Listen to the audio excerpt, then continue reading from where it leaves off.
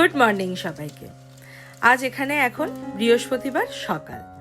ঘুম থেকে ওঠার পর প্রথম যে কাজটা থাকে সেটা হলো রুমের টেম্পারেচারটা ঠিকঠাক করে সেট করা। আজ বাইরে ভালো টেম্পারেচার রয়েছে, তাই জন্য ঝলমলে সকাল দেখে মনে হলো কিছু সময়ের জন্য একটু প্যাটিওটায় গিয়ে দাঁড়াই। অনেক দিন পর কাউকে লন মোয়িং করতে দেখছি। এতদিন তো চারিদিকটা বরফে ঢাকা ছিল, তাই লন মোয়িং করার প্রয়োজনই পড়েনি। অনেকটা সময় প্যাটিওতে কাটালাম, এবারে ভিতরে যেতে হবে কারণ আজ অনেক কাজ আছে। আমরা আজকে আমাদের বাড়ি থেকে প্রায় 2.5 ঘন্টা দূরে একটি জায়গায় বেড়াতে যাব। আজ রাত্রে ওখানেরই একটি হোটেলে থাকার পরিকল্পনা আছে। আমরা যেখানেই যাই চেষ্টা করি বাড়ি থেকে একটা দুটো মিল প্রিপেয়ার করে নিয়ে যেতে। আজকে আমরা দুপুর 1টায় বাড়ি থেকে রওনা দেব, তাই লাঞ্চ বাড়ি থেকে করেই বের হব। আর রাত্রে রেস্টুরেন্টে খাবো এমনটাই ঠিক করেছি।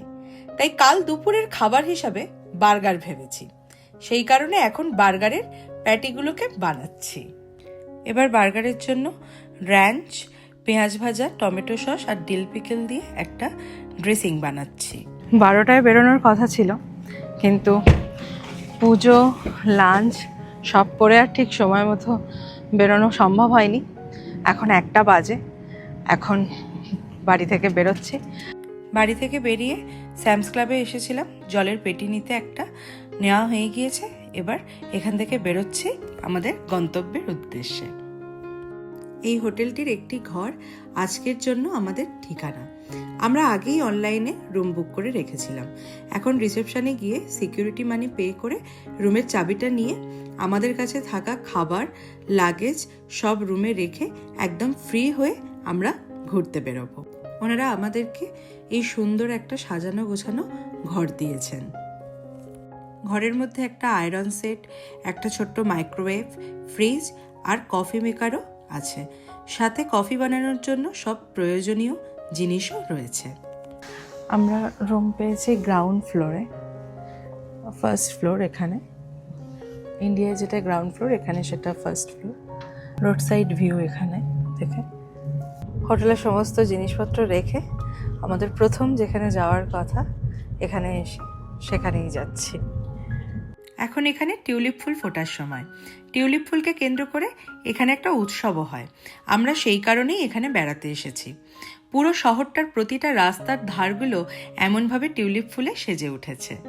আমাদের ফার্স্ট ডেস্টিনেশন যেটা, সেখানে যেতে গেলে এক জায়গায় গাড়ি পার্ক করে প্রায় 5-10 মিনিটের মতো হেঁটে সেখানে পৌঁছাতে হবে।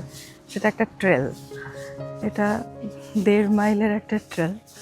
আমরা জাস্ট সবে হাঁটা শুরু করেছি, আর কিছুটা গেলে একদম টপে পৌঁছাবো।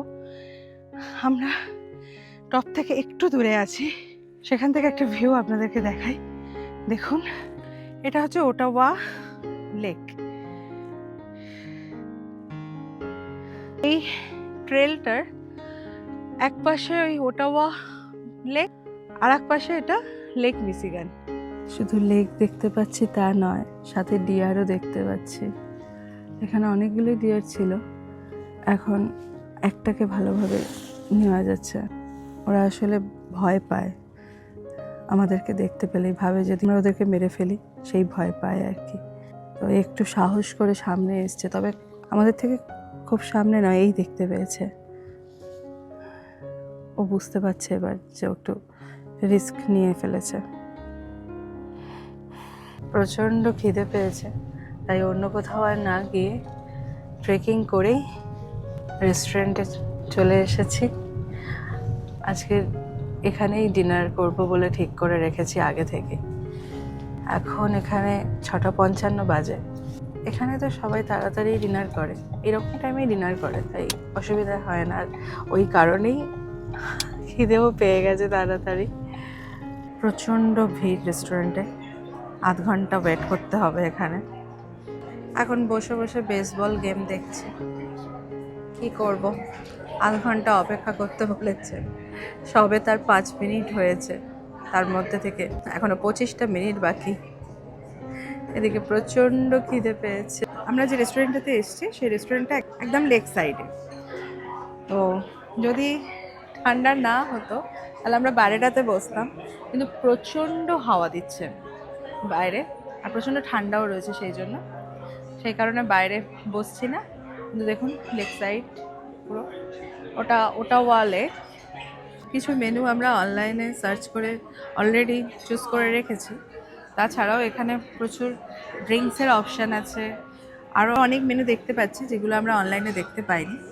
তো সেই জন্য এখন সবথেকে গুরুত্বপূর্ণ কাজটা করছি, রেস্টুরেন্টে এসে সবথেকে গুরুত্বপূর্ণ কাজ যেটা, সেটাই করছি, মেনু চয়েস করছি। আমরা স্টার্টার হিসাবে অর্ডার করেছিলাম শ্রিম্প সিভিচি, সেটা দিয়ে গিয়েছে। একটা সাইড ডিশ নিতে ইচ্ছা হয়েছে, তাই জন্যই সুইট পটেটো ফ্রাইস নিয়েছি। আমরা মেন কোর্স হিসাবে নিয়েছি garlic and herb grill chicken. Just আমাদের খাওয়া দাওয়া কমপ্লিট হলো, আর আমরা এখন বেরোচ্ছি।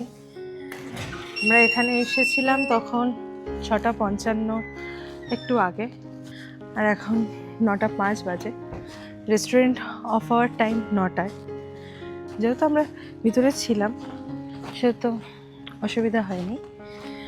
ওরা নতুন করে আর কোনো অর্ডার নেবে না ওই সময়ের পরে আর কি, এটাই হচ্ছে 9টায় বন্ধ হওয়ার ব্যাপার। এখন আমরা একটু আশপাশটা ঘুরবো, তারপর হোটেলে ফিরবো।